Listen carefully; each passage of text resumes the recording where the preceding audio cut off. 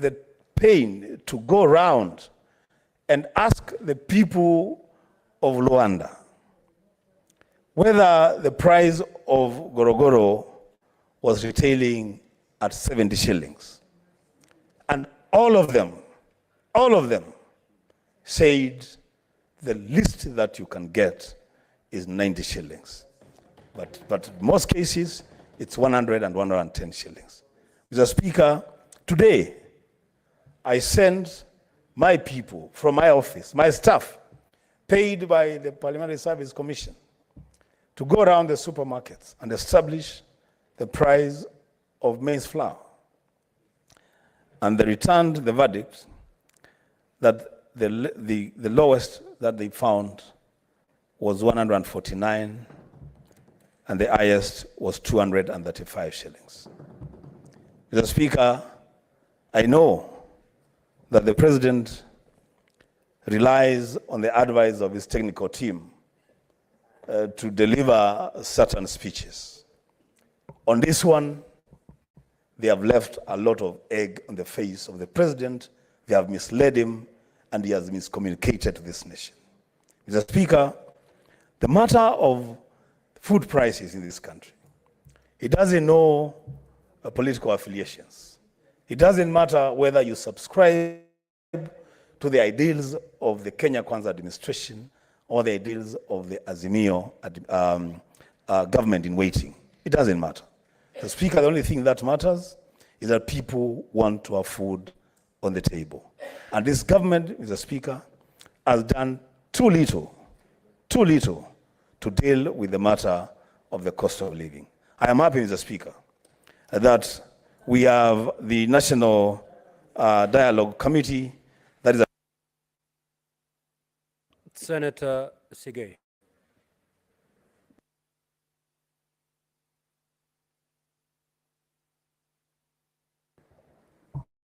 Thank you, Mr. Speaker.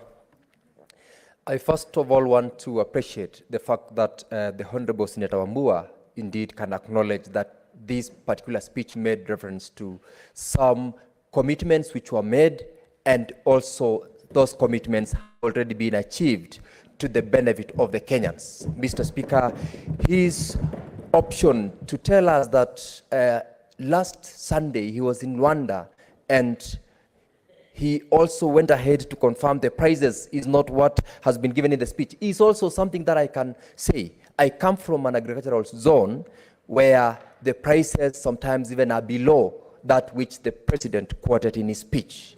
Mr. Speaker, I must appreciate the fact that we have had challenges, and this is truly acknowledged in the speech by the President, that indeed when we came into office, we had as much challenges as those which were given in the speech and those which were not given.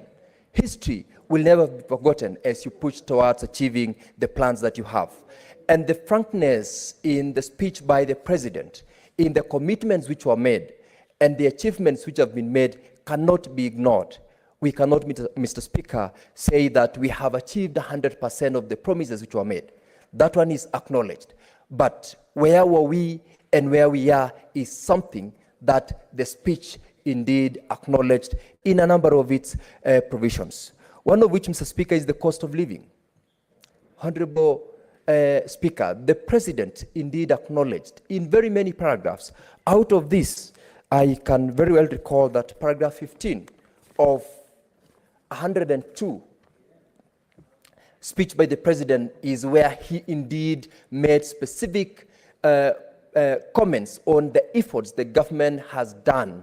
And it's true, he has acknowledged, my colleague has acknowledged the fact that one of the items that the National Dialogue Committee has given itself to discuss and come out with a proposal on how to deal with is the cost of living.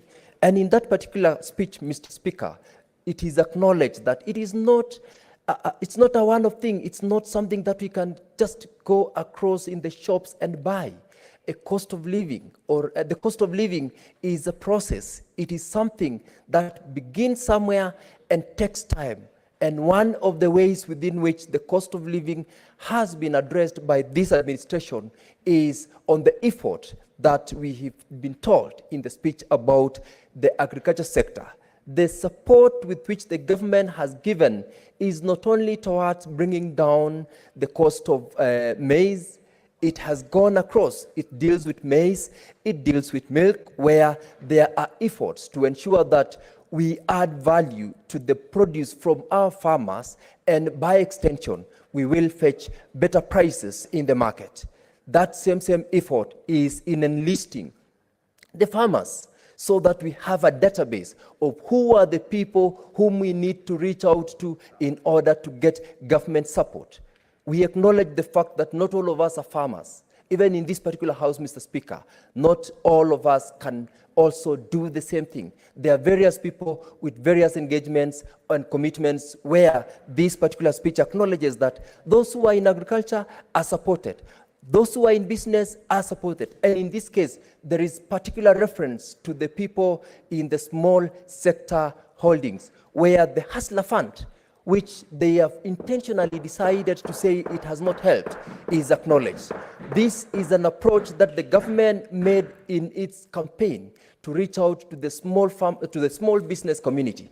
And indeed, the statistics which you were given has confirmed that it is not only the small business people who have borrowed this money, it has gone beyond that. And the second phase of this fund, Mr. Speaker, has equally been alluded to, where instead of reaching out now to the single business entrepreneurs, we've gone to groups where, by extension, we are going to support them by borrowing. This borrowing, Mr. Speaker, touches the business community in two ways. One, by supporting them to enhance their business enterprises, and also the approach which led to the removal of a number of these people from the bureau where they had been listed as non-credit worthy, where somebody is able to borrow a facility.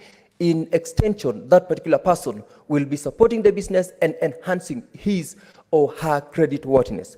Mr. Speaker, sir, this particular speech gave Kenyans the hope that we gave them in the course of the campaigns. And that particular hope is what keeps us and keeps the Kenyans going in terms of seeing tomorrow and achieving the dreams that they have had. One of the things that we must also not forget, Mr. Speaker, is the independence that this particular administration sought and has indeed provided to independent institutions, one of which was the immediate appointment of the 6 judges.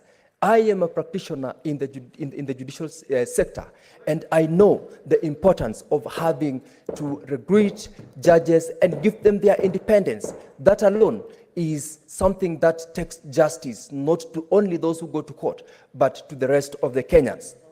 Giving an independent management to the judiciary fund, which is enhanced to 3 billion Kenya shillings, is a very important aspect in building the independence of judiciary, enhancing access to justice, and by extension, it is expanding job opportunities, because by this fund, the judiciary has been given more opportunities to employ. This is what we every day cry. Very many young Kenyans have gone to school, they are reaching out, seeking for opportunities to be employed, and by this fund alone, we create employment to very many Kenyans. Beyond that, Mr. Speaker, the effort in the housing sector, the affordable housing sector, where we have not more than in the period we've been in office, the Kenyans have been given the opportunity to also not only go and get these houses, but it has been an opportunity to create more employment. A good number of my friends who sit in the minority side, Mr. Speaker, have participated in a number of those sessions where the affordable housing programs are being launched. In this way, it is on the one hand enhancing availability of housing, on the other hand, giving Kenyans the opportunity to get employment and also open up for the business community to supply the materials towards this construction, whether it is the fundis who've been trained or the guys who are owners of various hardware facilities. Mr. Speaker, I want to applaud the efforts that this administration has done, and the speech by the president is one of the very honest speeches where he has alluded to the challenges the administration has gone through and the efforts the administration which he leads is pushing in order to make Kenya a better place. And in this way, Mr. Speaker, Kenya is going to be a better place in the near future. As I end, Mr. Speaker, one of the most important things which we can't forget is where a number of Kenyans are unable to also sustain their business enterprises because of the debt bracket that this country has done. The commitment by the government and the commitment by the president that there'll be a bullet payment of the outstanding amount in advance is a show of the direction the country is headed to. And I am sure where we are able to make this payment by December as committed by the president in his speech, we are going to be opening up this country so that investors can also have confidence to come across, and also the rest of the world, where we have, by the way, by a number of the visits that the head of state has made, been opening up Kenya for investments globally. Mr. Speaker, I want to applaud and ask that the effort is doing goes towards making Kenya a better place to live in. Mr. Speaker, I thank you for the opportunity. Senator Beth Siengo.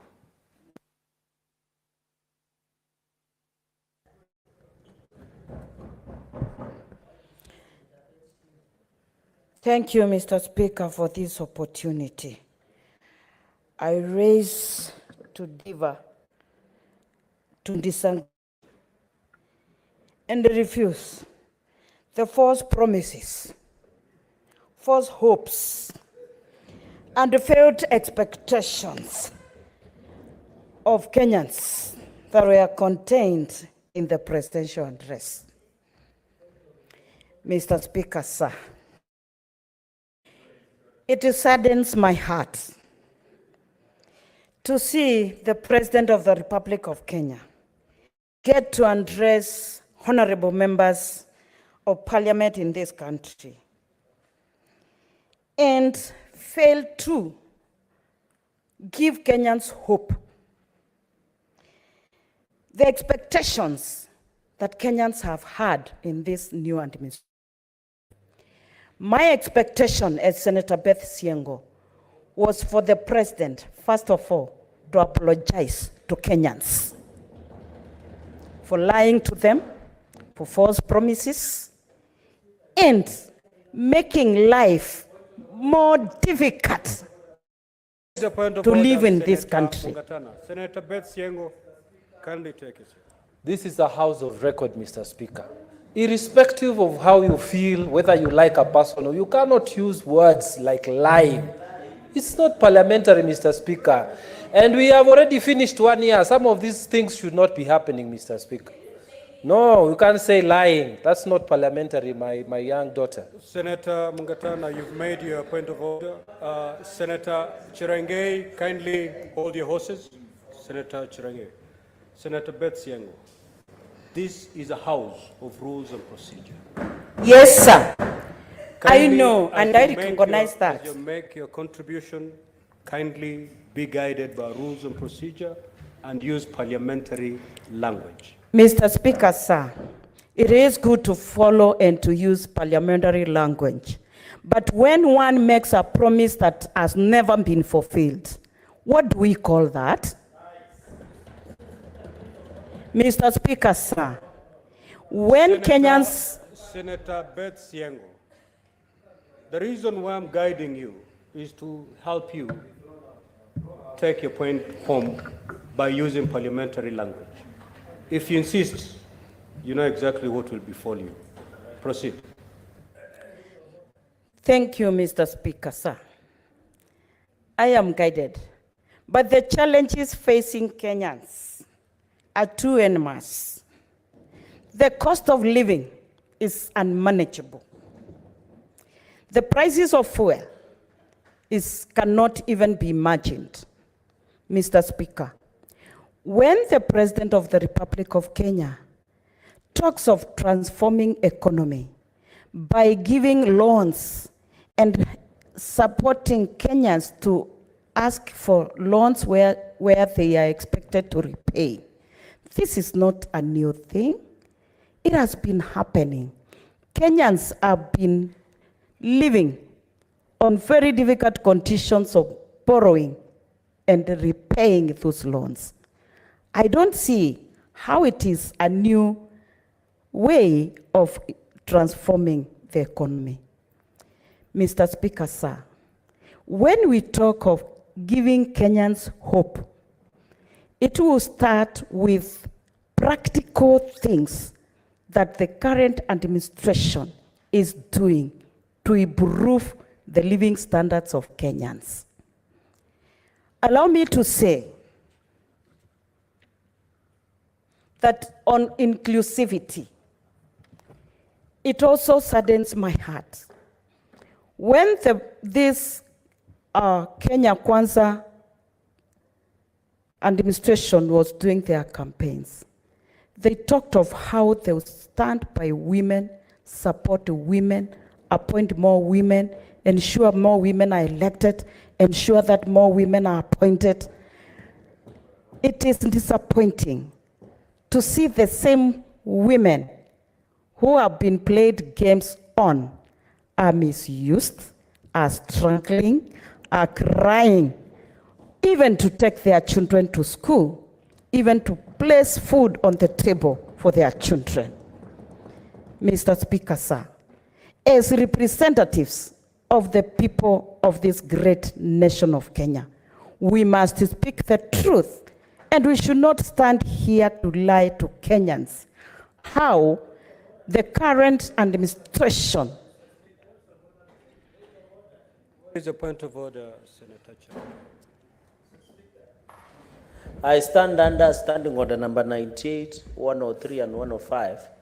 You have directed, unless you will now need to invoke standing order number 121 for disorderly conduct. You have directed that the senator uses parliamentary language, but she continues to use the word lie.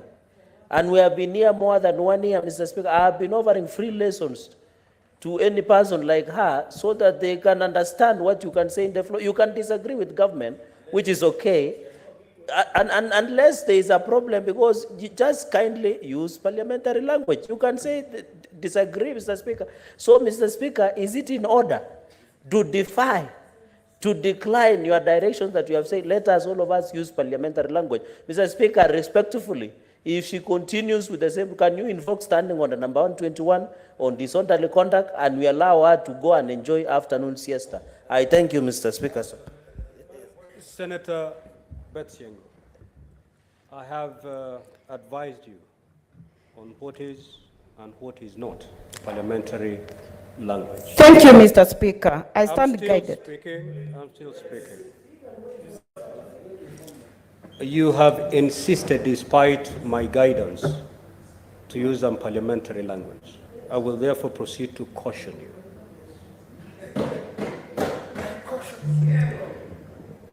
Secondly, proceed. Just as a way of helping you, the debate before us, we are debating on a motion on the President's address to Parliament. What you ought to debate here, it is the address made by the President. And I hope you have it before you. It has 1 or 2 bullets. If any of those bullets you're not agreeing with, you point them out.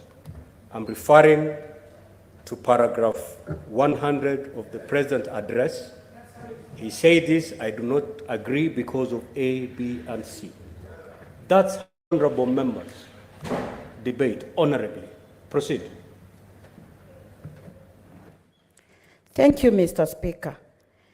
If I may change the wording, untruthful statements amounts to not telling the Kenyans the truth. Mr. Speaker, sir, it is good that I stand guided, but sincerely I'm holding the speech in my hand. If I may look at point...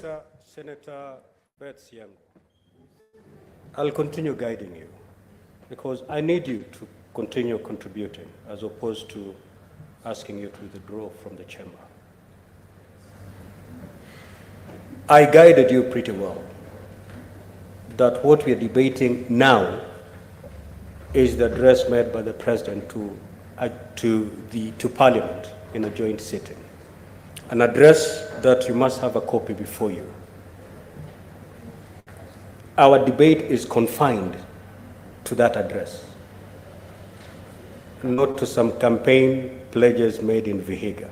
It is a contribution, a debate on what you have before you. Anything else is beyond this motion. So restrict yourself to what is there. Lift out what you think you don't disagree and tell us what you think you do not agree. Lift out what you agree and tell us what you agree. That is the essence of this debate. Thank you, Mr. Speaker. It may be untrue to you, it may be true to others. Proceed. Thank you, Mr. Speaker. When I mentioned on the campaigns, it is just expounding on some points, sir. Thank you for your guidance. As I had indicated, I'm holding a copy of the speech. And when I expound on a point or explaining, because I don't expect honorable members in this House also to support that which is not true. That is my point, sir. Looking at point 1.2, that is 12, where the speech indicates that the leadership has transformed the national political conversation from personalities to issues, from regional or ethnic license to opportunities. Mr. Speaker, my heart is bleeding. Because when we are talking of opposition leadership as the alternative government in waiting, we are ready. Order, yes. Order, honorable members. Of course, We are ready to Of offer. course, the opposition is a government in waiting. Proceed. We are ready to offer better leadership, to offer truthful promises, and to deliver to the Kenyans. Because Kenyans want development. Kenyans want to live a life that they will be proud to be Kenyans, but not to feel downtrodden, depressed, crying every day, worrying of what will be the price of fuel tomorrow be. It is unfortunate.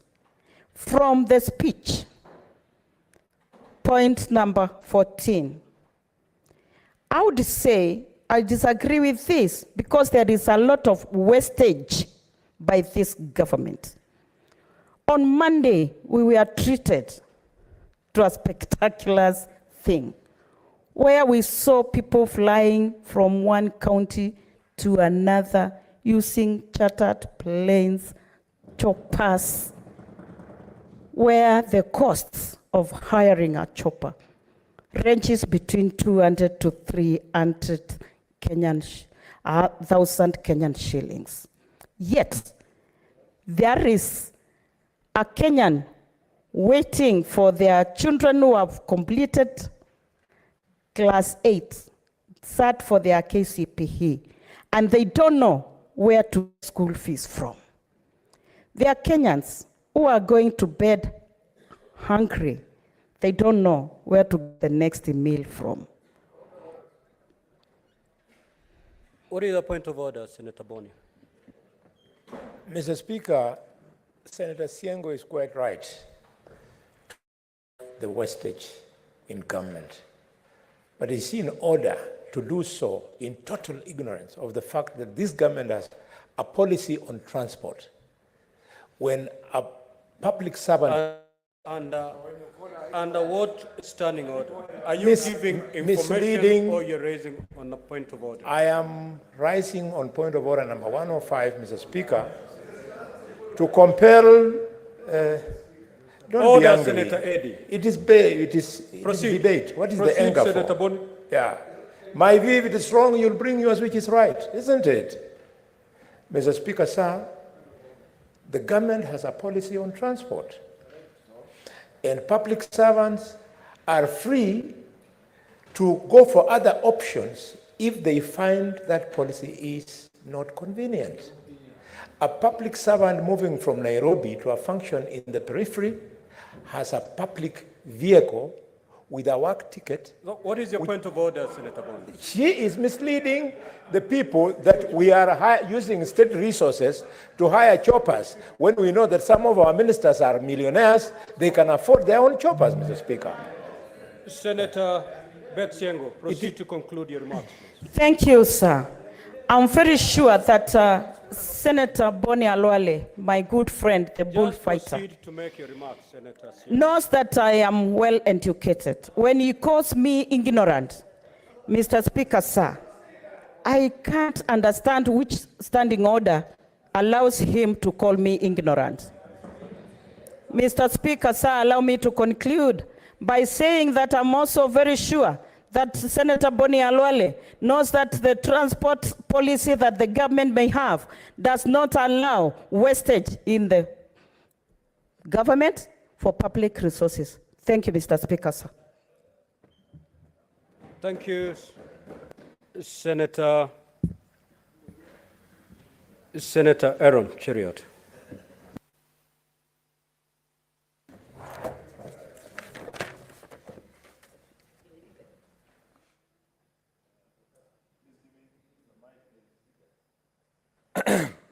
Mr. Speaker, sir, I am elated this afternoon listening to members debate the President's speech for the very first time, an opportunity to many of them critique, agree, disagree.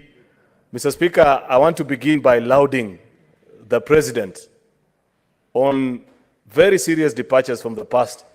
For those that have been on the corridors of Parliament for quite a while, you would know that there are many things that have been the hallmarks of presidential speeches which did not feature or were not granted prominence, Mr. Speaker, on that particular day. And of particular note to me, Mr. Speaker, is a reference to the House of a Parliament as a gathering of duly elected representatives of the people, giving an account of what their government, under the leadership of President William Ruto, has been able to do to the people of Kenya. Mr. Speaker, you will note that in the past years we've always been treated to rants and chants of my government, my government, my government. It is a single act of patriotism when as a leader you appreciate and you know that the position of a president is a position of public trust, that others have considered you, that this is an opportunity through which you can lead and make the lives of the people that elected you better. Second and most important thing, Mr. Speaker, is to celebrate and appreciate the fact that in all the 102 paragraphs that form the part of this particular speech, the President is spot on 100%, Mr. Speaker. And he speaks and gives an account of policies, programs, legislative interventions, in terms of funding and other policies, Mr. Speaker, that have been undertaken in the last 20 months, Mr. Speaker, of trying to make the lives of Kenyan people better. Thirdly, Mr. Speaker, this conversation cannot be complete and you cannot have a complete picture. And I know that while Mr. President tried to avoid delving into our past, we know for a fact, Mr. Speaker, that it is a past that informs us of the future.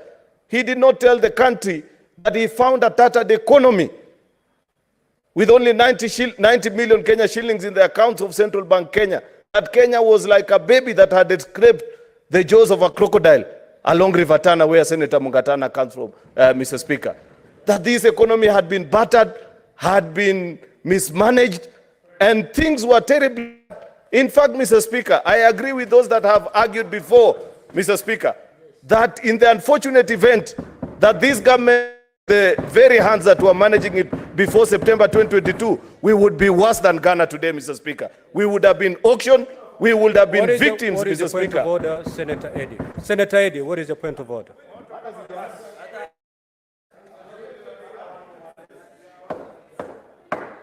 Senator Eddy, proceed with the point of order, please.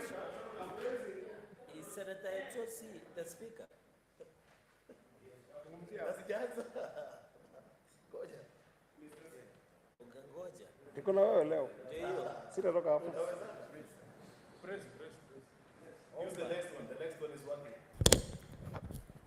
Mr. Speaker, I rise under standing order number 101 and 105.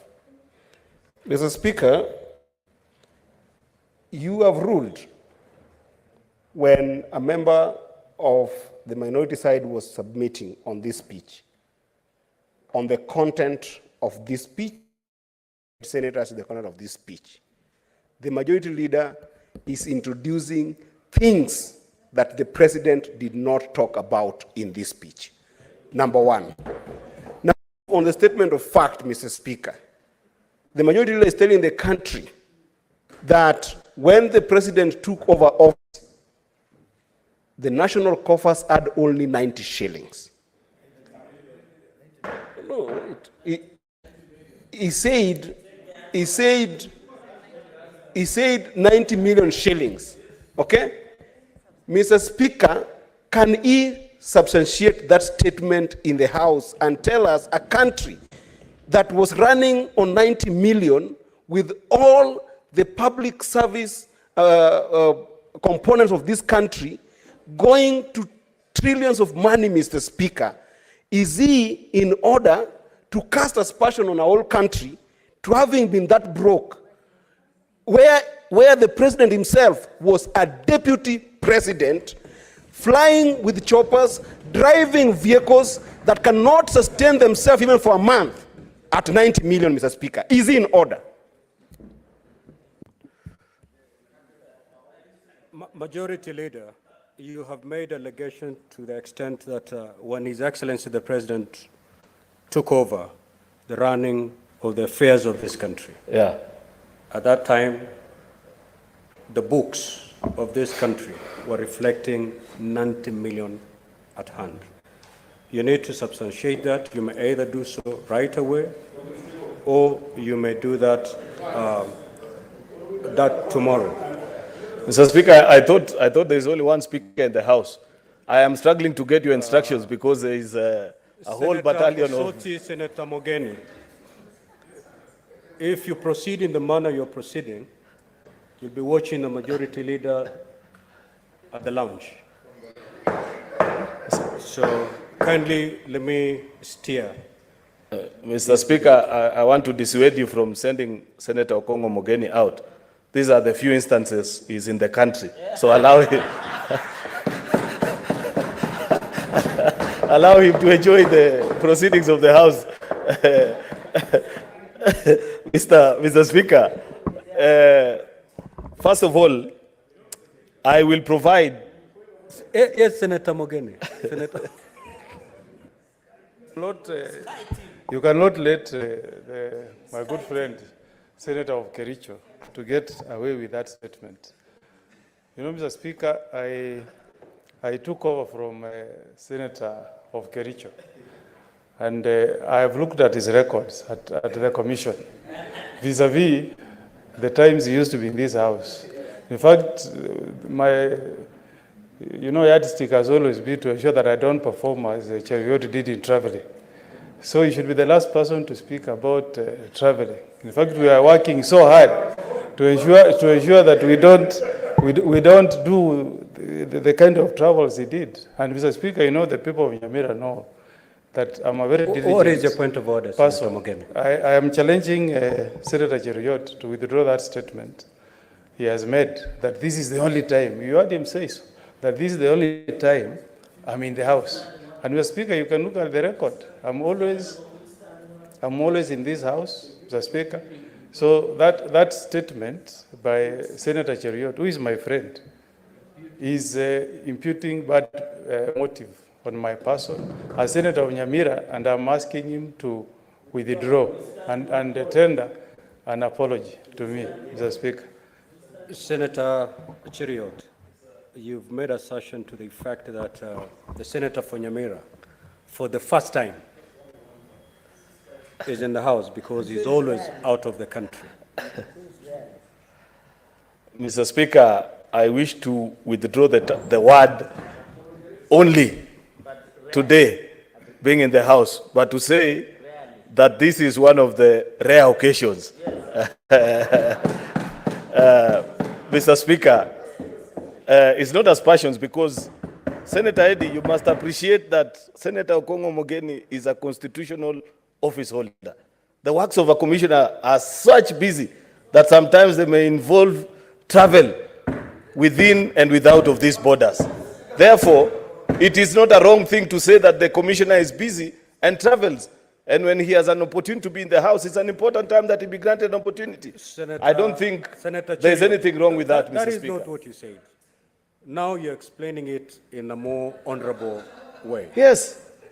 Now proceed to conclude your remarks. How can I conclude, Mr. Speaker? I have not begun. I have 60 minutes. I will conclude at about 5:30. Proceed. Yes. Mr. Speaker, sir, I wish to carry on with debate and congratulations to His Excellency the President on a brilliant speech that he gave, an account of the work that his administration has done.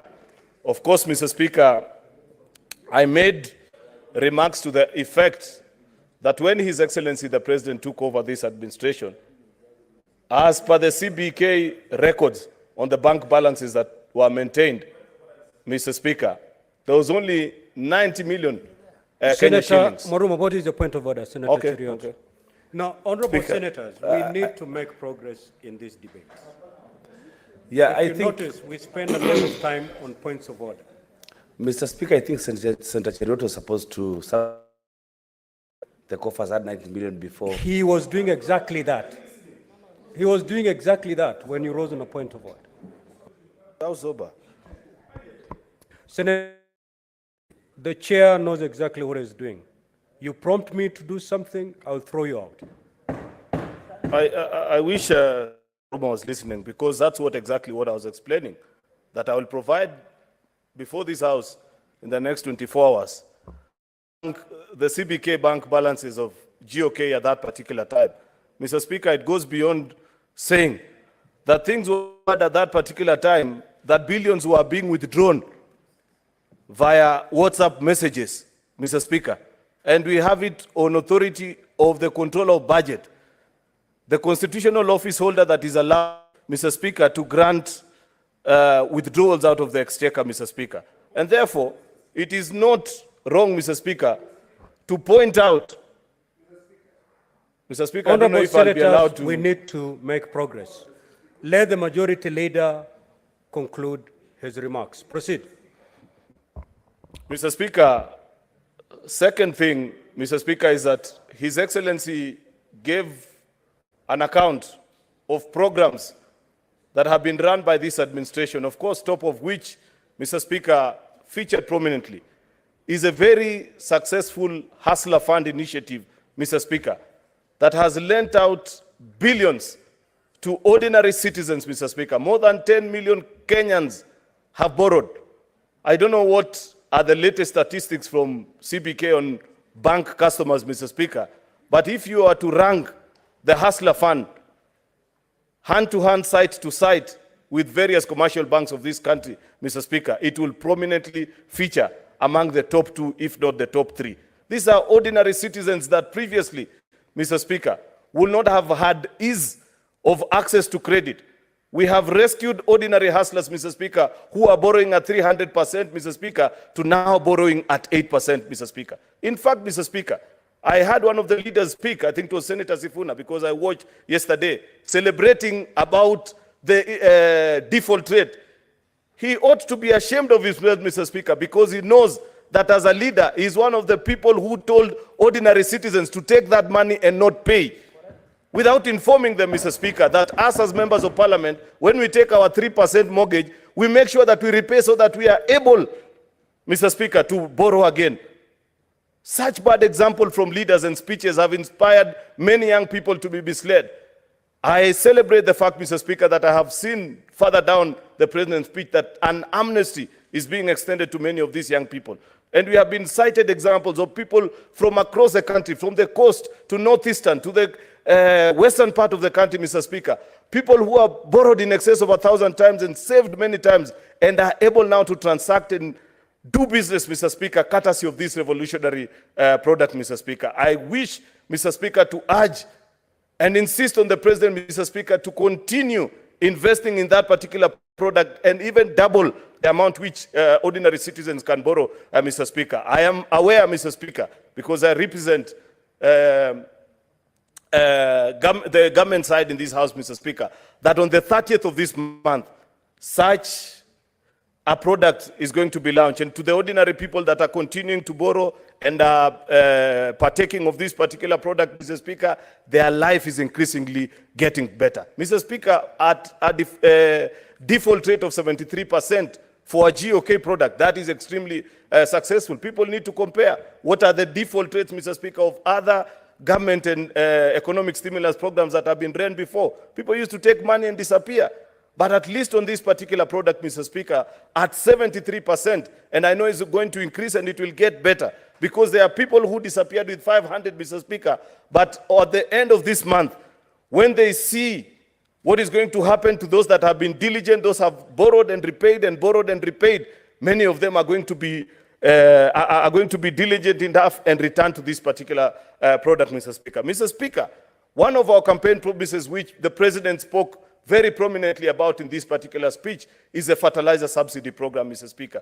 That because of that specific intervention, we have added more than 200,000 bags of maize, Mr. Speaker, into the economy. That's why, and it is an irrefutable fact, Mr. Speaker, that today, if you walk into any supermarket in this country, you will buy a packet of funga for anywhere between 145 to 180 Kenya shillings. You know very well, Mr. Speaker, that the obtaining price at the time this administration came into office, Mr. Speaker, was in excess of 200 Kenya shillings. That is what we are speaking about, the ability to bring down the cost of living, Mr. Speaker, that ordinary citizens are able to see, Mr. Speaker, that because of us subsidizing production, as opposed to the lopsided economies that was being run by the cartels who were in charge previously, Mr. Speaker, where you're subsidizing consumption, only benefiting the millers and the big boys of this town who are running big corporations and big farms, Mr. Speaker. The person that we have subsidized and made sure that they're able to produce cheaply and competitively is the farmer of the Republic of Kenya. If you grow across this republic, from every corner, Mr. Speaker, they have been recipient of this particular program. And I am aware, Mr. Speaker, that even as we go into this financial year, that program shall be made better. Mr. Speaker, part of the reason why I say this particular program, Mr. Speaker, is that I know that before the coming into place of this particular administration, previous administration had tried to register the farmers of this country, Mr. Speaker. And they were being given bills of running into billions of shillings, that this is the amount that is going to take to register farmers, find out the size of land that they have in this particular republic. But courtesy of the ingenuity of this administration, Mr. Speaker, using the provincial administration and asking our chiefs and ACCs to go out to the farmlands and register our farmers. This project was done, Mr. Speaker, at near zero expenses to the GOK. And more than 5 million farmers of this country, Mr. Speaker, have been registered. We are now able to tell, Mr. Speaker, what is the size of land under their cultivation, what they are cultivating, how much fertilizer they need, Mr. Speaker. Making policy decision that is driven by data is a key to the successful implementation of any manifesto, Mr. Speaker. And I laud the President for leading that particular effort, Mr. Speaker, because I know with such interventions, Mr. Speaker, the farmers of Kenya can only get better. It is my hope and aspiration, Mr. Speaker, that this program shall be extended to all the crops and not just maize farmers that are doing this under the subsistence farming, Mr. Speaker. I believe that as they model this particular program, they'll make it in a better way, that it shall be crop specific, so that tea farmers are able to benefit enormously from this program, sugarcane farmers, Mr. Speaker, coffee farmers, Mr. Speaker, and so on and so forth. Mr. Speaker, of course, I know for a fact, and this is something that we need to check as a House, Mr. Speaker, is to ensure that our farmers access this subsidy fertilizer at the nearest point, Mr. Speaker. I know, because this was the initial test run, Mr. Speaker, many of them had to travel long distances to go and pick a bag or two of fertilizer, Mr. Speaker. It is my hope, Mr. Speaker, that the Ministry of Agriculture can team up with our agrovets, at least in every village, Mr. Speaker, that I know in this republic, that has a farming population, there is an aggravate.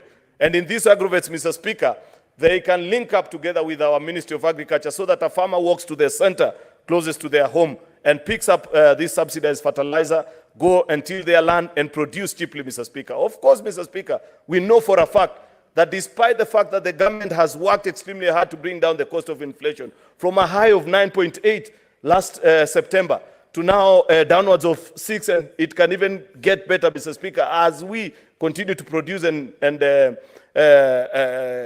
tap in onto the long-range seasons that we are having, Mr. Speaker, there is need to invest further in post-harvest handling, Mr. Speaker, because we know many of our farmers continue to lose almost 20 to 30% of their products, Mr. Speaker, because of post-harvest losses, Mr. Speaker. It is my sincere hope that with the assurance that was given by the head of state in his presidential speech, that this is being addressed, and he alluded to the fact that on the day that he was speaking before Parliament, the first batch of large-scale and small-scale dryers for maize farmers, Mr. Speaker, and wheat and rice, Mr. Speaker, was docking in the port of Mombasa, Mr. Speaker, that the same can be cleared quickly and get into the farms and help our farmers so that they do not lose even a single bag of the crop that they have produced and sent to us, Mr. Speaker. Mr. Speaker, I know the President is speaking to the values and the aspirations and the challenges that we continue to have as a country, Mr. Speaker. Mr. Speaker, corruption is a challenge that we continue to face, Mr. Speaker. And the question that we must ask ourselves is, we have set up EACC for almost 10 or even more years, thanks to the new constitution, Mr. Speaker. But 2 administrations down the line, this being the 3rd, we continue to see an increase, Mr. Speaker, in corrupt practices in our public offices, in private sector, Mr. Speaker. We must begin to ask very difficult questions of ourselves as the people of Kenya. Whether is the issue just about the institutions that because many times if you listen to Kenyans, they want to tell you EACC needs to do this, DCI should do the other, but without addressing this particular challenge of corruption from a values problem. Mr. Speaker, we must begin to teach our children right from school and even to us that are in leadership, Mr. Speaker, about the values that we expose, the values that we expect to see in other people, Mr. Speaker, whether the same can be replicated. Mr. Speaker, I see members do, even us here in Parliament, there are many things that members do ignorantly. And they think that perhaps that is not an act of corruption. But if checked under the prism of values, Mr. Speaker, Chapter 10 of our Constitution, you are actually not living up to the expectation of this Constitution. How many times, Mr. Speaker, for example, do you see members, particularly on Wednesday morning, Mr. Speaker, and I don't want to say which side of the House is fond of doing this, walk in, sign, and leave without making any contribution or even sitting to listen to the proceedings of the House, so that the House just captures and records that you are part and parcel. You are cheating the system, Mr. Speaker, but is that a reflection of the values that have been exposed under Article 10, Mr. Speaker? You ought to do better as a leader, Mr. Speaker. Senator Eddie, what's your point of order?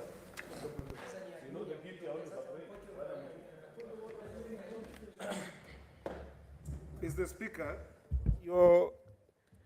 your chair had ruled on, Mr. Speaker, on parliamentary language here.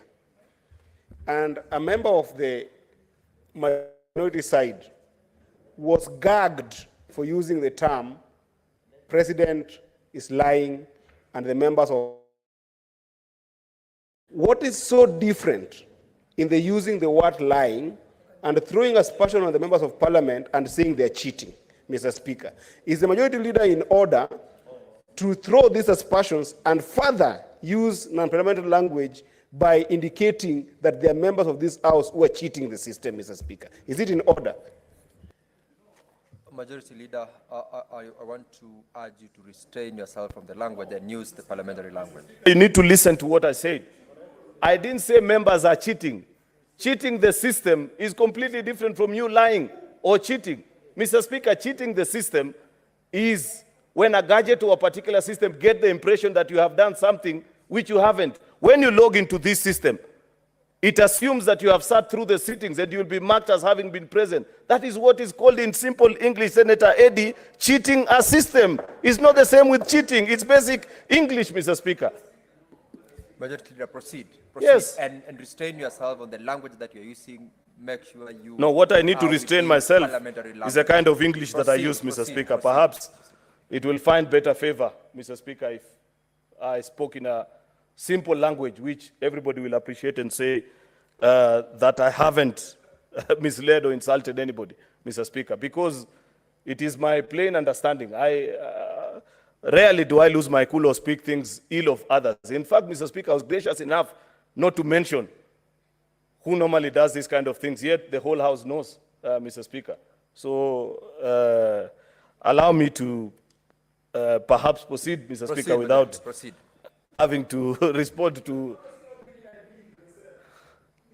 Mr. Speaker, what you need to protect me from Senator Eddy, because otherwise I'll easily be distracted. Mr. Speaker, I will continue to speak on a very important topic that the President touched, about the transformation that is happening in our economy. Mr. Speaker, it is a fact that cannot be disputed that our debt to GDP ratio is at an all-time high.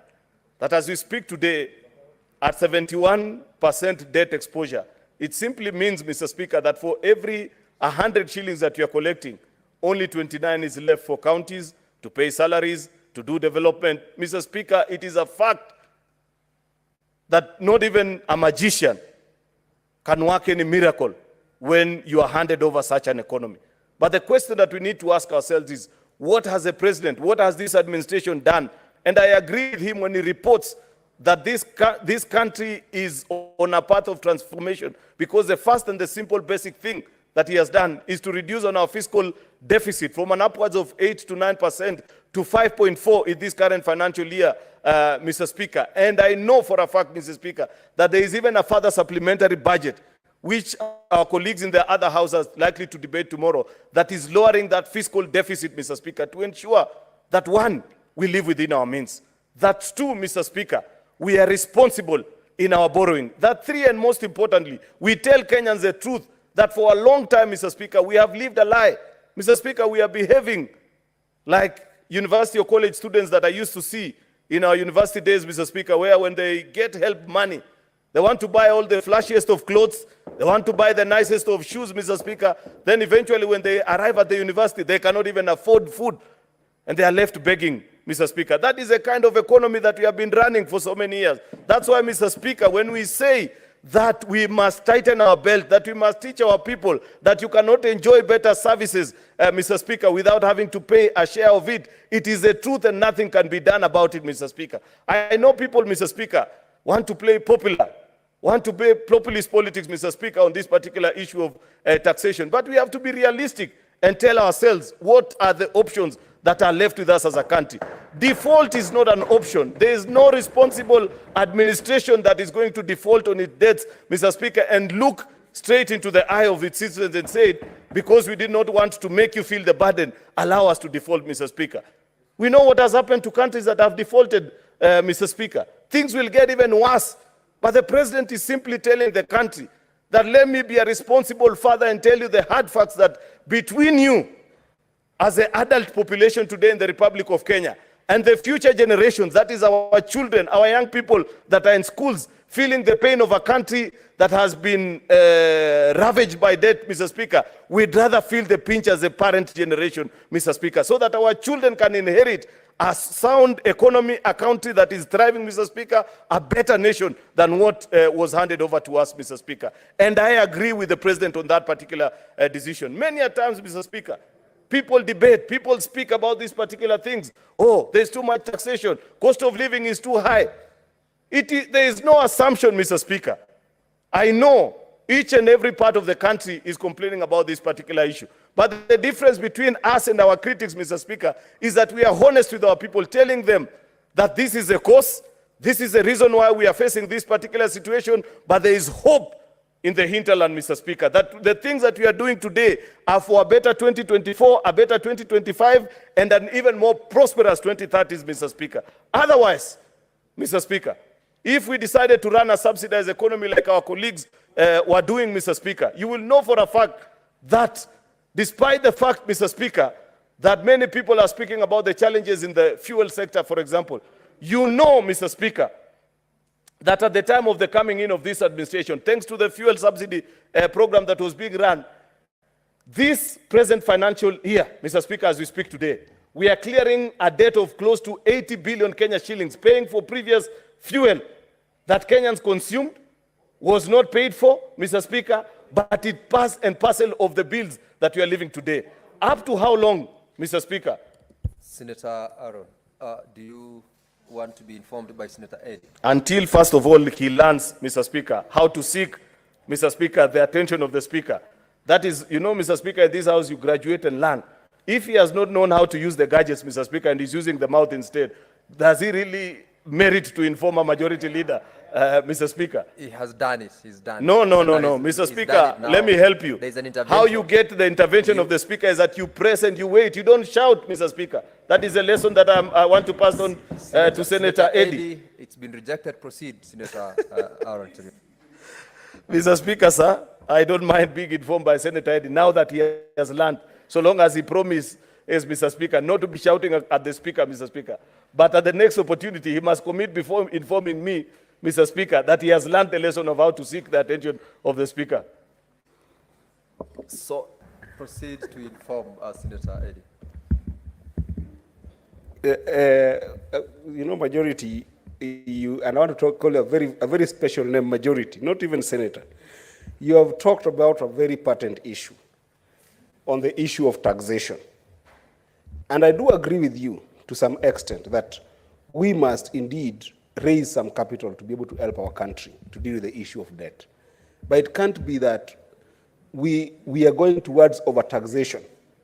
Because what I wanted to inform you about is that when you raise the taxes to the extent that we have seen them raised in the past few months, majority, even whether you like it or not, businesses have to make a business decision. Are you aware that 30% of our business today that the president found have now made decisions to close their businesses, including Saracen, that is one of the biggest marketing agencies in the country, have decided to close borders and open offices in other countries so that they can avoid high taxation. The consequence, therefore, becomes that other means of seeking for this revenue befalls the president. And that is why the president now is forced to start looking for resources in other places like ID cards, death certificates, and other things that cannot raise revenue. So high taxation is what we're talking about, and I want to urge you, majority, that let us think about moderate taxation and not this high taxation that is killing business in this country. No, is this a point of information? Senator Eddie, Speaker, that one should be declared a point of misinformation, Mr. Speaker, because the things that Eddie is saying are completely, Mr. Speaker, the opposite of things as they know. He needs to check the records of how many new businesses have registered this new financial year alone, Mr. Speaker, because, Mr. Speaker, people can see the transformational path and the journey that Kenya is on. I can tell you for a fact that I know more than 100 businesses that have since set up shop in this country. They wouldn't be reporting. Don't be lied to, Senator Eddie, by many of these fake news reports that you read in our newspapers about countries moving here and the other country. There is no business that comes to do charity in Kenya. They are here because they know this is East Africa's largest economy. The opportunity to make profit here is better than in any other East African country. So nobody should sit here and pretend as if they were doing any charity in Kenya. They are here to make money. And therefore, Mr. Speaker, I laud the policies that have been made. Finally, Mr. Speaker, on this particular issue of taxation, is that Senator Eddie and his team and those that think like him need to read and understand that Kenya's tax to GDP ratio stands at a paltry 17%. If you compare with our peers, countries that you want to compete with, South Africa and Egypt and Nigeria, they are way higher, upwards of 20%, Mr. Speaker. And therefore, Mr. Speaker, we cannot be competing with economies that are not in our region, Mr. Speaker. Smaller economies that are doing less than $50 billion GDP, Mr. Speaker. If we are aspiring to be a stronger economy, if we are aspiring, Mr. Speaker, to be a middle-income nation by 2030 as exposed in Vision 2030, Mr. Speaker, then this is the right path that we have to accept, Mr. Speaker, that there will be temporary pain, Mr. Speaker, for permanent pleasure in the future, Mr. Speaker. And therefore, I agree with the decision and the taxation policies that have been proposed to the particular country. In fact, even on this controversial issue of the ID, Senator Hedy, do you know that the 100 shillings that you are talking about has been in existence, I don't know, since 19 what? I took my ID more than 20 years ago. Mr. Speaker. I paid 100. Is it the argument of those that are saying government should not review whatsoever that 100 shillings, Mr. Speaker, that even the factors of production alone can inform? It may not be the 2,000 shillings, Mr. Speaker, that is being proposed, but at least, Mr. Speaker, we must agree that I don't expect a president that I elected into office, President William Ruto, to go to China to beg for money to come and print IDs for my children if I can pay for the same, Mr. Speaker, and so on and so forth on many others, Mr. Speaker. There must be a review, Mr. Speaker. Therefore, finally, Mr. Speaker,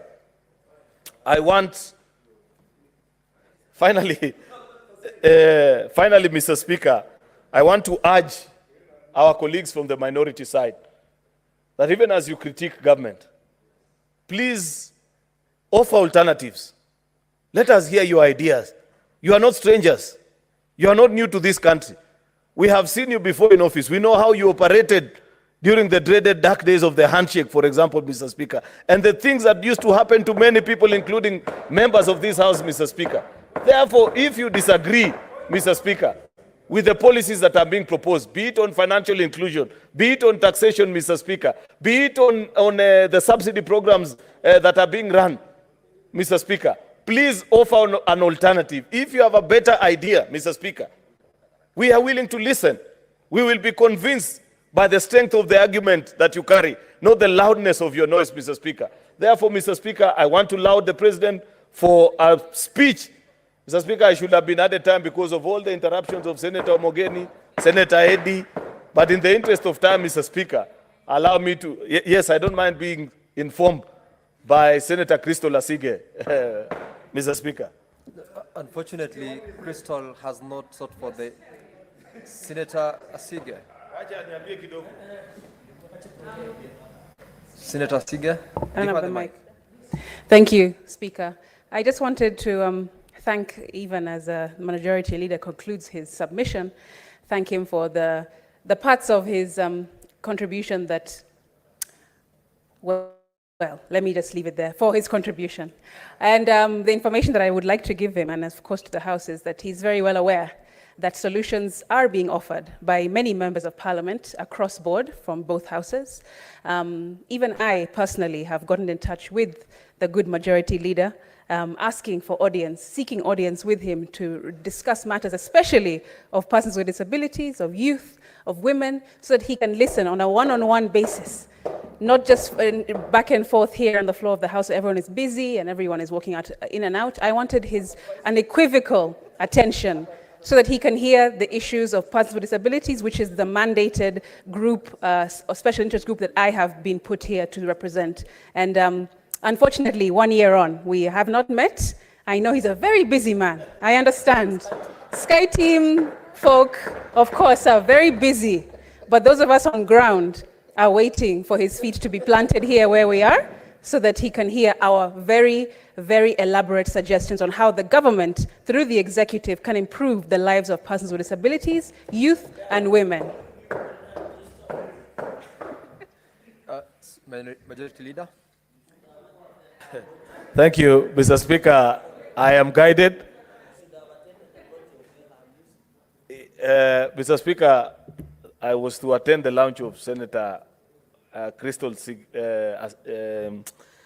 Asige's album launch, but I sent Senator Cherargei instead to represent me. And I have seen his videos dancing and ably responding to the positive vibes. I want to assure my good friend Senator Asige that now that I've concluded my remarks, I will move over to sit next to her and grant her 1 hour, if she has the time, 2 hours, or even the entire evening, Mr. Speaker, to listen to the proposals that she's making. Senator Oburu Oginga. Yeah, thank you, Mr. Speaker. Thank you, Mr. Speaker, sir. I want to add my voice to the views given by my fellow senators on the speech by His Excellency, the President William Samoei Ruto, to both houses of Senate and National Assembly. And Mr. Speaker, from the very onset, I want to say that I was not very happy. Mr. Speaker, I was not very happy because I did not get what I wanted to get from the President. Mr. Speaker, I expected the President to address the issue which the majority leader is saying should not bother us, which is the cost of living. Mr. Speaker, the cost of living is a very, very emotive issue in our country today, and it is an issue which we cannot wish away. Whether we like it or not, it is an issue which must be addressed squarely, Mr. Speaker. Mr. Speaker, the President talked about national values. The national values which he's talked about, I think should be done in a practical way, Mr. Speaker.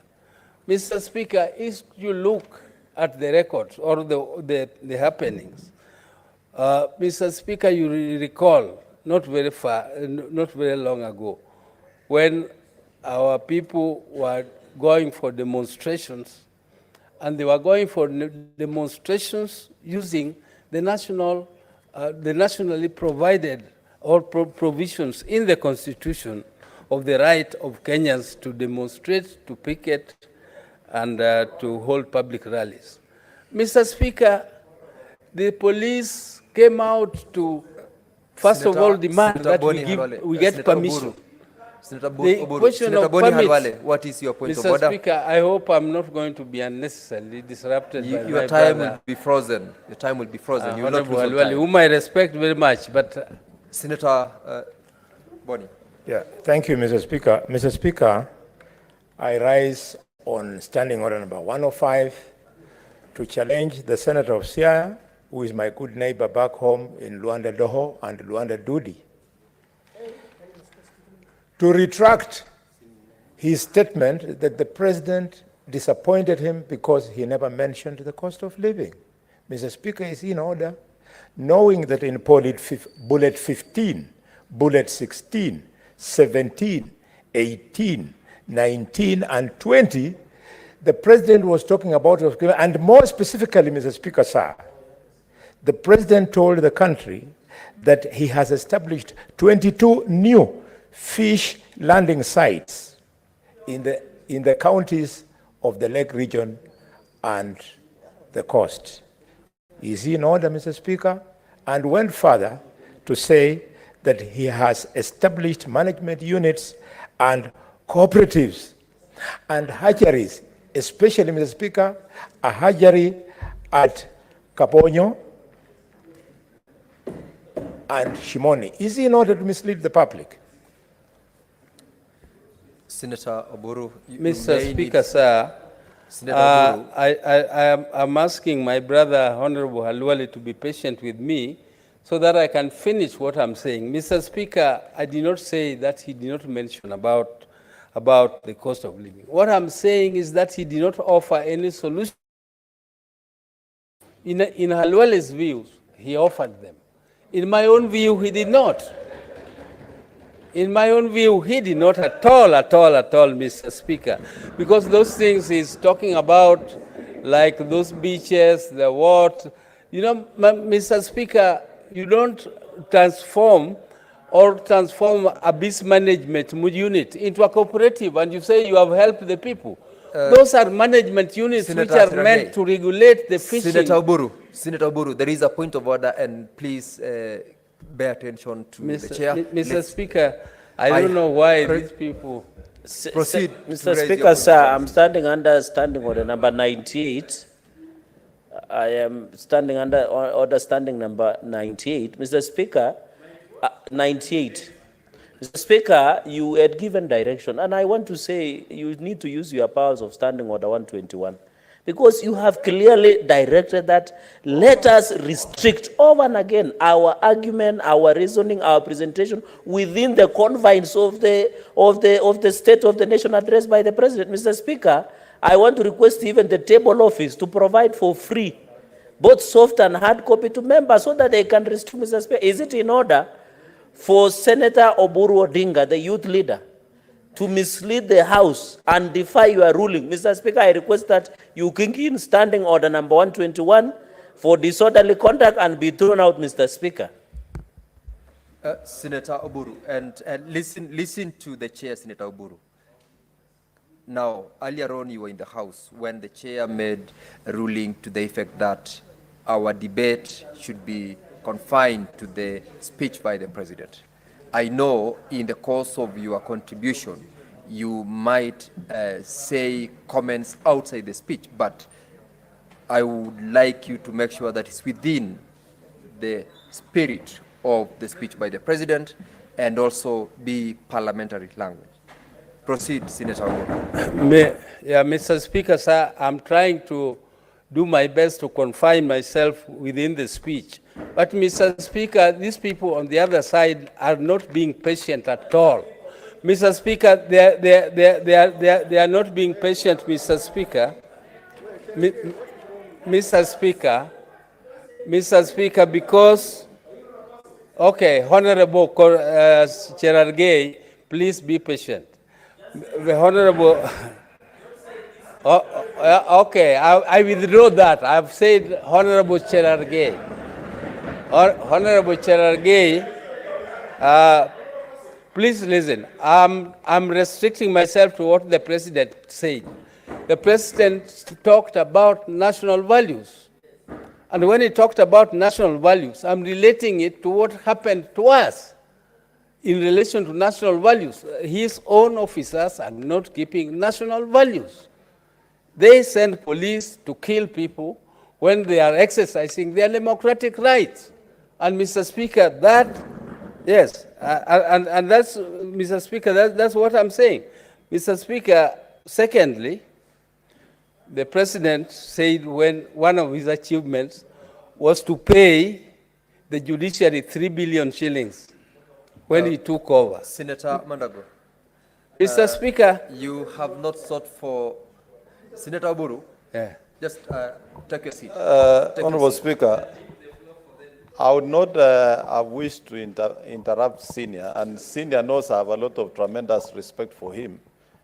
But as per Standing Order 105, Honorable Speaker, is it in order for him, for Senator Oburu to say the government sent the police to kill people? Is it in order, Mr. Speaker? And if that is so, can he provide evidence of a command, Honorable Speaker? Senator Oburu, your statement, Senator Oburu. Prove that people were killed by police. Senator Oburu, it's good to listen to the chair. I wanted to invite you to also make comments as to whether the government sent police indeed, if that is what you meant. Mr. Speaker, can you repeat? To kill people. Huh? If the government... Can Senator Oburu be heard in silence? Senator Sotsi. Yeah, you are not on the floor. Thank you, Mr. Speaker. Mr. Speaker, I have stated that in fact, Mr. Speaker, if you heard the IG, he specifically said that the opposition had hired dead bodies from the mortuaries and displayed them as dead bodies. Mr. Speaker, that was a very serious statement. But Mr. Speaker, let me go to the next point. Mr. Speaker, I also did not take very kindly one of the achievements in the speech where the President stated that 3 billion shillings was paid to the judiciary. Mr. Speaker, I don't know, it could be it had been paid in good faith, but my take is that perhaps it was a thank you for the rulings which they made during the petitions. Mr. Speaker, Senator Oburu. Senator the Oburu. President also Senator spoke Oburu. about fairness. Senator Oburu. Order. Proceed, Cherargei. Mr. Speaker, standing on,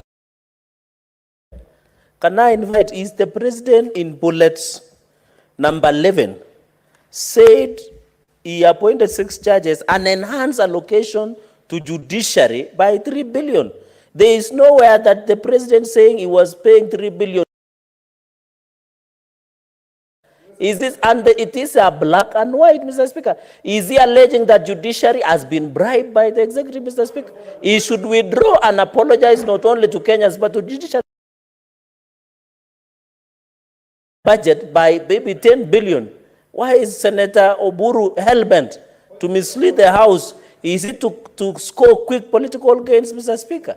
Senator Oburu, before I give you the mic, I also want to bring to your attention the provisions of Standing Order 101. And I'll read, because this is serious. Neither the personal conduct of the President, nor the conduct of the Speaker, or of any judge, nor the judicial conduct of any other person performing judicial functions, nor any conduct of the head of state or government, or the representative in Kenya of any friendly country, or the conduct of the holder of an office whose removal from such office is independent upon a decision of the Senate shall be reversed to adversely, except upon a specific substantive motion. I direct you, Senator Oburu, to withdraw the reference to the payment to the judiciary and proceed to conclude on your contributions. Mr. Speaker, sir, Senator Eddy, where, you are a very poor learner. You have previously been informed as to how you get the attention of the Speaker. I have not. Senator Oburu, proceed. Mr. Speaker, sir, I think, Mr. Speaker, you have ruled that I should stick to discussing the speech by the President. Mr. Speaker, this particular clause of paying 3 billion shillings was by the President, Mr. Speaker. Am I discussing the person of the President, or I'm discussing the speech of the President? Senator Oburu, it was not a payment to judiciary. No, it is he said his government paid 3 billion shillings. The government paid 3 billion shillings. Not him personally, but the government paid it. So, no, not the President. It is in his speech that the government gave 3 billion shillings. Senator Oburu, Senator Eddy is on a point of order. Proceed, Senator Eddy. Mr. Speaker, I am on point of order number 1, actually. Yes. Mr. Speaker, I'm on point of order number 1. I mean, standing on number 1, Mr. Speaker. Mr. Speaker, I have been here the entire of this afternoon.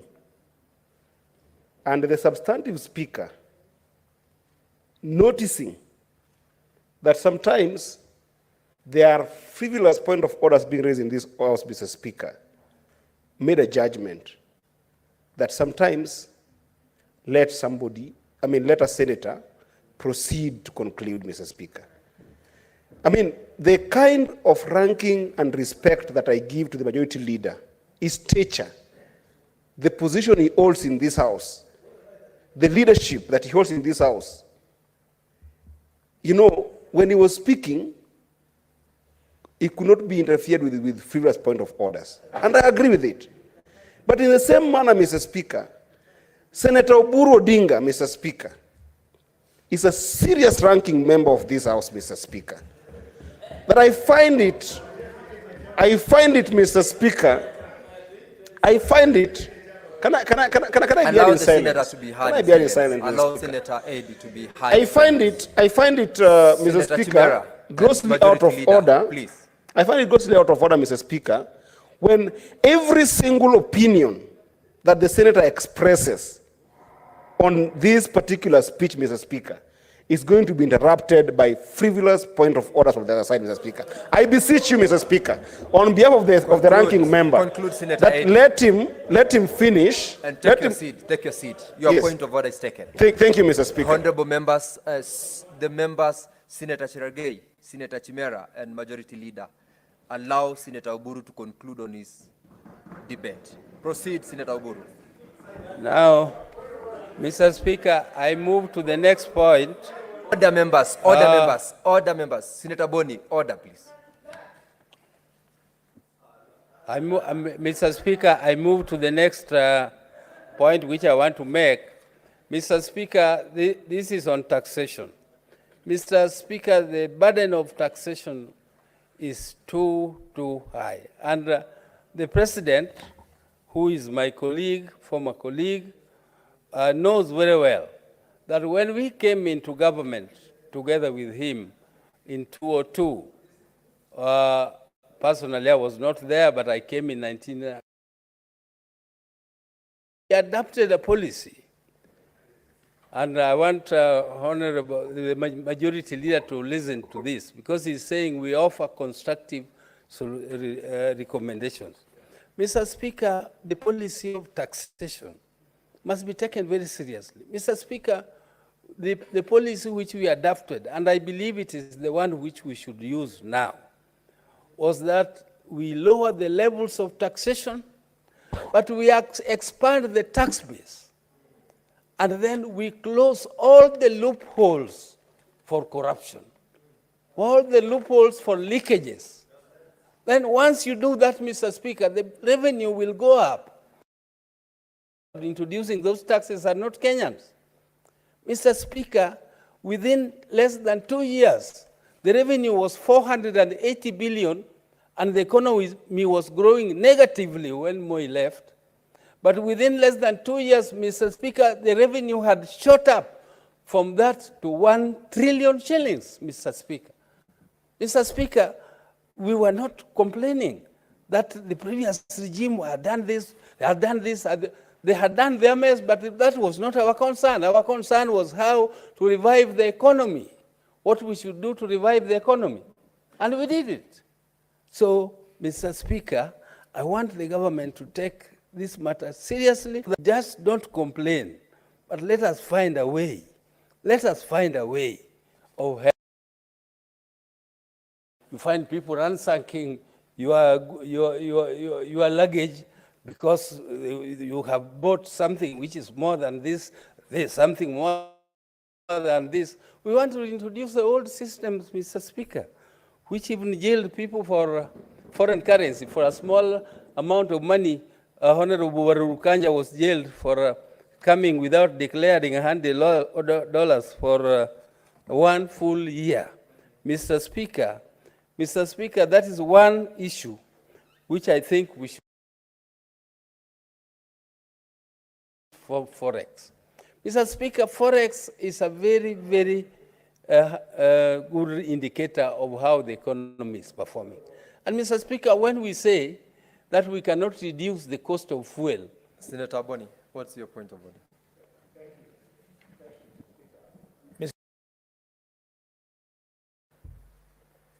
It is true we are on the president's speech.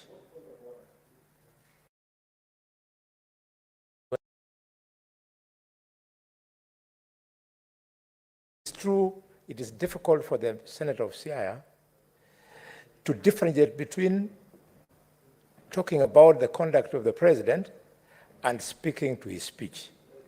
We can give that to him. But when he says what judges of the Court of Appeal, I did say Mr. that. Speaker, and you directed that he should withdraw that remark.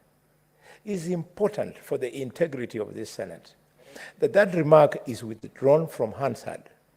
So the next time, the judges of the High Court, who include Migori, for information, Justice Ouko, who was the president of the Court of Appeal, you cannot suggest that even if Even if we don't like the president, our judges were bought. Let him retract that particular response, and then we go ahead. Point taken, Senator. Okay, Boni Mr. Khalwale. Speaker, even though I didn't say exactly those words Honorable Alwale is saying, if he thinks I said the president paid that money, which I didn't say that, but if that's the word you don't like, then I withdraw it.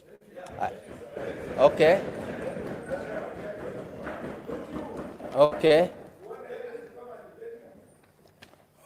Okay, Mr. Speaker, foreign, I know you want the master to hear you. So,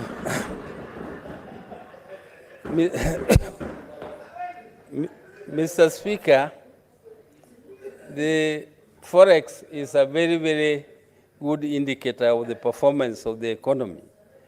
And Mr. Speaker, sir, when this regime took power, the shilling was at 120 US dollars.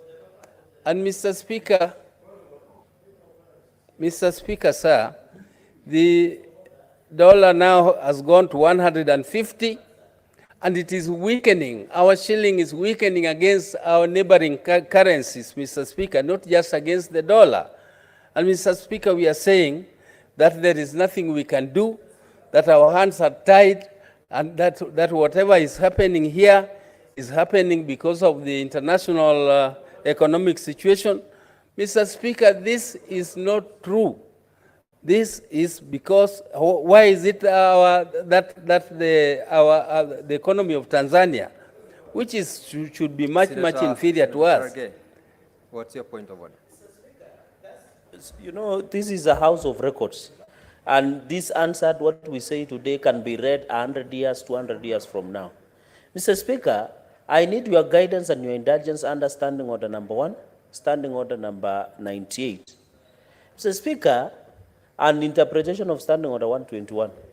Senator Eddy, Mr. Speaker, and I don't want to appear it on record, has insinuated that all of us who have raised point of orders are frivolous. Yet that power to rule whether they are frivolous or not is the power that as a speaker you have it. He did in order, Mr. Speaker, to request that Senator Eddy's statement to say point of orders that have been raised by members are frivolous be struck out of the answer so that our record and for the future of the answered and the tradition of the House can be respected, Mr. Speaker. The way, and I want to thank Senator Speaker, it is not within its purview as by the tradition and the jurisprudence of this House, for a senator who is a first-term senator to rule that it is frivolous. Senator Gay, that was not a ruling by Senator Eddy, and remember, I did not allow him. He made reference to the interruptions by members by raising points of orders. So it is not a ruling on his part, and I would like to rule you out of order. Proceed, Senator Oburu. Senator Eddy. Mr. Speaker, Mr. Speaker, because of the impatience from that side, Mr. Speaker, I don't want to continue because every time I want to make any point, the point of order, Mr. Speaker, and he says it is.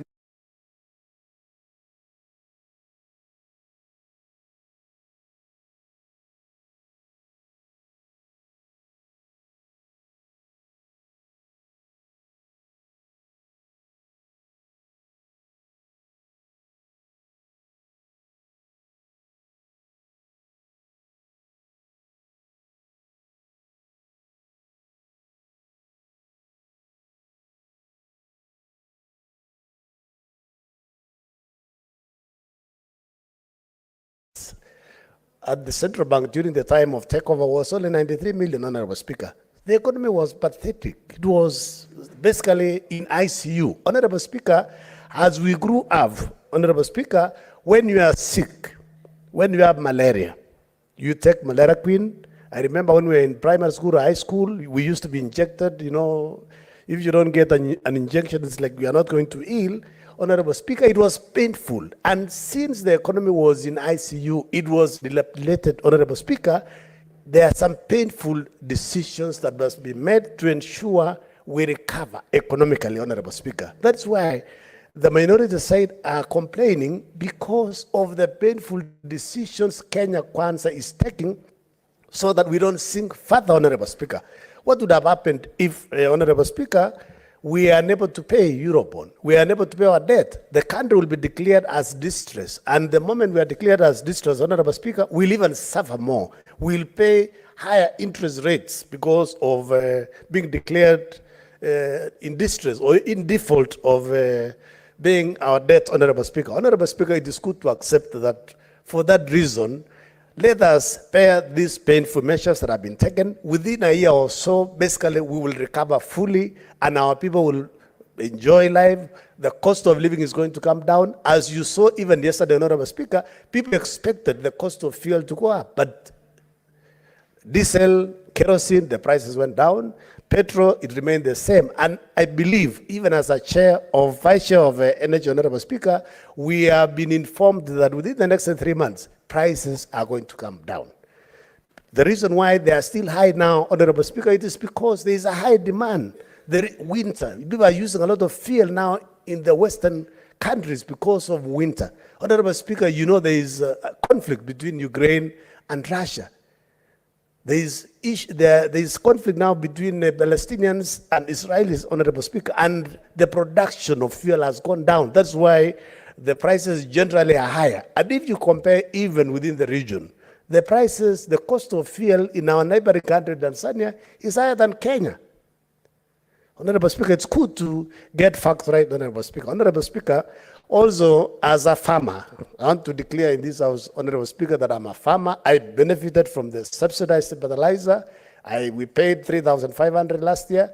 And this year it has come down to 2,500, and there is pamba harvest across our region, Honorable Speaker. And Honorable Speaker, if you go to North Rift, you go to Eldoret now, you go to Elgeyo-Marakwet County, you go to Kitale, the cost of a bag, 90-kilogram bag of maize, Honorable Speaker, has dropped from as high as 8,000 to 3,000. And if you divide 3,000, simple maths, Honorable Speaker, 3,000 divided by 40 korokoro. A 90-kilo bag of maize is 40 korokoro. 3,000 divided by 40 is just 75 shillings.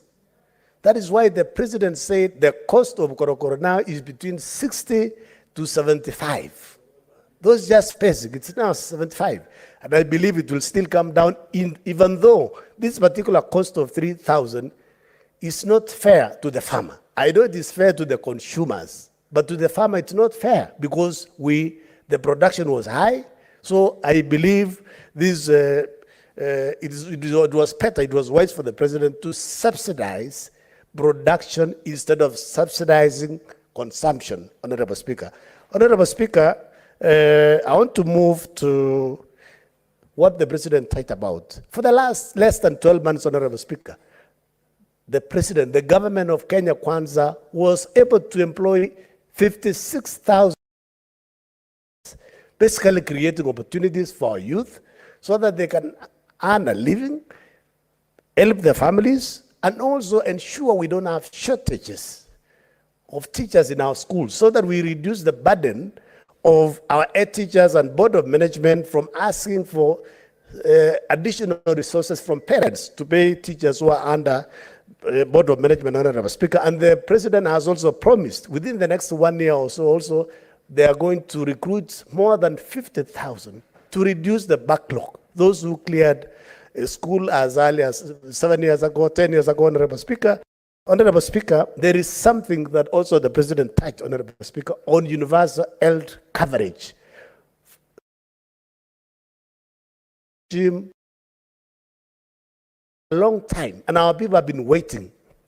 It is important to note, Honorable Speaker, this House passed about 4 laws recently to ensure that we actualize the UHC, Honorable Speaker, so that our people can benefit instead of relying on basically our people getting sick, going to the hospitals. We are doing preventive. And Honorable Speaker, already 100,000 community health promoters have been taken in by partnering between the national government and promoters, who were used to be called, but now the county community-held promoters, Honorable Speaker, already have equipment, they have the kits to move around, to measure pressure, take sugar, and ensure that our people don't get sick, Honorable Speaker. I'm happy that this weekend, on Sunday, the CS held, Nakumija Susan was able to launch for West Pokot, and on Tuesday, yesterday, Honorable Speaker, the one for Elgeyo-Marakwet County was launched at Iten KMTC grounds, and now our community health promoters, Honorable Speaker, are well equipped to help our people, Honorable Speaker. Honorable Speaker, I want to touch something that we have discussed in this House several times. I come from a region, the North Rift region, where we've had insecurity for the last over 50 years, Honorable Speaker. The first battle that we fought with the people of Elgeyo-Marakwet County, West Pokot, and even Baringo County have had conflict. In terms of banditry, Honorable Speaker, started as early as 60-something. I'm told it was 60, 50-something, 69, 76, and we have lost so many lives. I'm happy that the president touched this particular issue on insecurity and said within this regime of Kenya Kwanza, banditry is going to be a thing of the past. We'll get rid of this. It's been attempted in the past, but nothing has happened. But I'm happy that he has given a firm commitment that we will get rid of this. Even currently, at the moment, Honorable Speaker, we had requested as a region that we have the KDF camps within Elgeyo-Marakwet County and West Pokot and Tiaty constituency in Baringo County, and already they've been set up. Security roads have been put in place. This thing will be sorted. The president is committed, and this thing will be sorted out once and for all, and people can have peace, people can do their farming, people can our children can go to school, and we progress like everybody else, instead of talking about insecurity year in, year out. Honorable Speaker, on digitization, I remember when we went to Turkana County for Studio Mashinani, Senate Mashinani, we were able to launch free Wi-Fi's in 2 markets, and the president has committed that basically over 25,000 markets will be given hotspots, free Wi-Fi, and this has happened, and our youth are going to benefit, and all our over 1,000 wards across the country will have what we call constituency.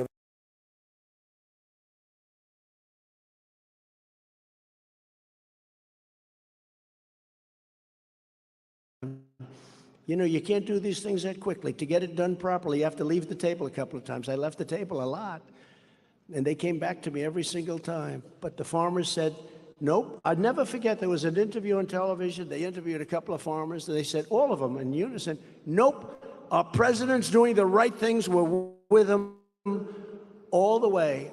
And when I got that incredible deal where China has to buy $50 billion worth of our products, you know, it's supposed to be 15. It's supposed to be 15 billion, and I misunderstood. I heard it as 50. So my guy said, sir, 15. I said, wait a minute, you told me 50. No, we always said 15. So perhaps I'm losing a little hearing or something. I said, I heard 50. They said, no, it's 15 we're asking for. I said, ask for 50. You'll get it. They asked for 50, and they got it. It was as simple as that. So it was good that I didn't hear it perfectly. Right, Madam Senator, right? Great job you do. But the DeSantis sided with the communists in China, and I sided with the farmers in America, if that's okay. I sided, no, you're going to find out. There's a bad seed there. He's a bad seed. Like you, every once in a while you have a bad seed. You think it's good, but it's bad. I mean, anybody that you got elected should support you. If I help somebody, if somebody, you know, I help somebody, and it does happen on occasion. I figure 10% of the time. You help somebody a lot, then all of a sudden you see they go against you. And you just can't. It's hard to like those people, but it happens.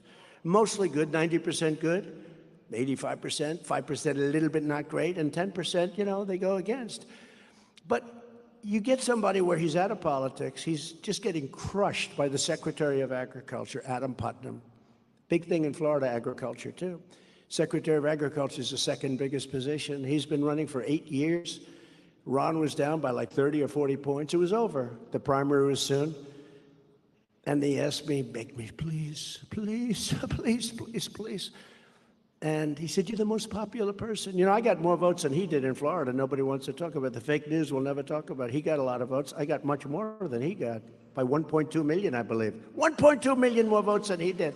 I'm the one that turned Florida. He didn't turn Florida. He rode my coattails, but I endorsed him. And then they ask him that question, and so they have an expression, I suspect it came out of Iowa. They call it a bad seed. But you don't like those people too much. You know, when you help somebody, I helped a lot of people in Iowa, a lot, and I haven't had such love from some of these political people. We're going to have to think about that, you know? Some of these political people. But I don't mention names because I like to stay very, very non-confrontational.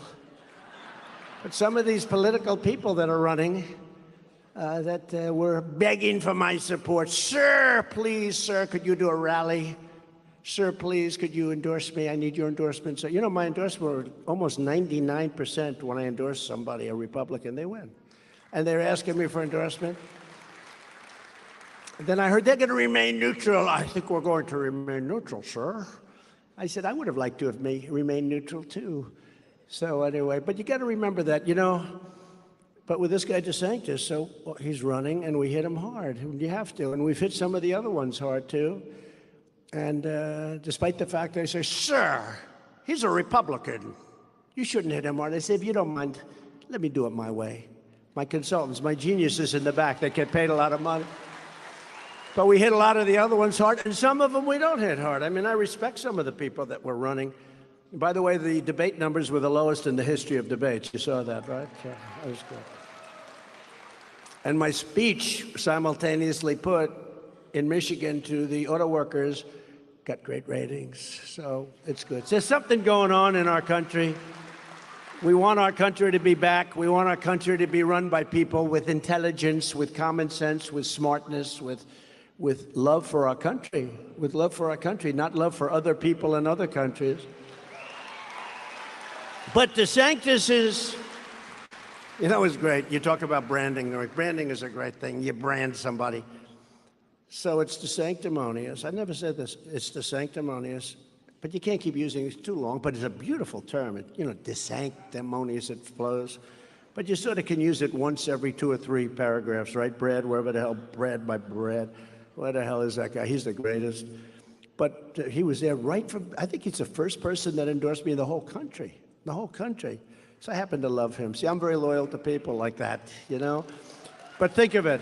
So it's DeSanctimonious. But the abbreviation is DeSanctus. If you put the 2 words together, put DeSanctus underneath, it's a beautiful thing. There's actually a certain genius to it. So he's being interviewed by one of the networks on a straight interview. Ladies and gentlemen, we're pleased to have Governor Ron DeSantis with us today. Thank you very much, Governor DeSantis. No, it's DeSantis. But he actually changed his name, right? He went DeSantis, right? He doesn't want DeSantis. He wants DeSantis. And I left him a message. Never change your name in the middle of a campaign. Do you agree with that? Never change your name, Senator, in the middle of a campaign. Anyway, but he's looks like he's toast. I never say that about anything. You know, I can say, I'd go into a deal in business, and they're waiting for me to sign. Everything's done 100%, and I'm walking into the conference room ready to sign. I say, what are my chances of getting it done? So I'd say, what are your chances of getting it? Now, all they need is my signature. I'd say 50-50. So I never take anything for granted. He is so gone, this guy, and he should be gone because he did the wrong things. And he's young. He could have run in 28. I think his career in 28 is finished, too, because he's not a talented person. But he could have run in 28. They say walked in. You don't walk into any. You need great talent for this stuff. You don't walk in. You think somebody's going to walk in, and they always get clobbered, right? They get clobbered because they don't have the talent. They don't have a lot of things. They don't have in his case, they don't have the personality. You need a little personality, right? His entire career has shown that Ron DeSantis is a sworn enemy of the American farmer. How does that play in Iowa? I don't know. Senator, does that play well in Iowa? An enemy of the farmer. They call him an enemy of the farmer. But that means he's going to be an enemy of the farmer as soon as an election will be over. In Florida, he's been voting horribly, and he's been vetoing funding and support for farmers left and right. You know that. Yet now he's trying to lie about his record and suddenly pretending to be a supporter of biofuels. He's not, and he won't be. He also said he kept